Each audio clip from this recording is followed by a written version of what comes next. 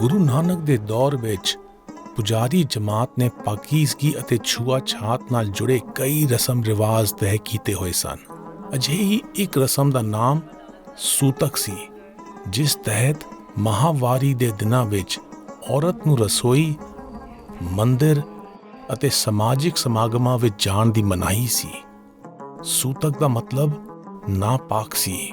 ਇਸੇ ਤਰ੍ਹਾਂ ਬੱਚੇ ਨੂੰ ਜਨਮ ਦੇਣ ਤੋਂ ਬਾਅਦ ਜਣੇਪੇ ਦੌਰਾਨ ਔਰਤ ਉੱਤੇ ਰੋਕਾਂ ਲਗਾਈਆਂ ਜਾਂਦੀਆਂ ਸਨ। ਇਸ ਦਸਤੂਰ ਦੇ ਪਿੱਛੇ ਨੀਅਤ ਨੇਕ ਸੀ, ਕਿਉਂਕਿ ਇਸ ਨਾਲ ਔਰਤ ਦੇ ਲਿੱਸੇ ਪਿੰਡ ਨੂੰ ਤਾਣ ਹਾਸਲ ਕਰਨ ਦਾ ਮੌਕਾ ਮਿਲਦਾ ਸੀ। ਪਰ ਮੰਦੇ ਭਾਗੀ ਇਸ ਰਸਮ ਨੇ ਸਖਤ ਮਜ਼ਹਬੀ ਪਾਬੰਦੀ ਦਾ ਰੂਪ ਧਾਰ ਲਿਆ।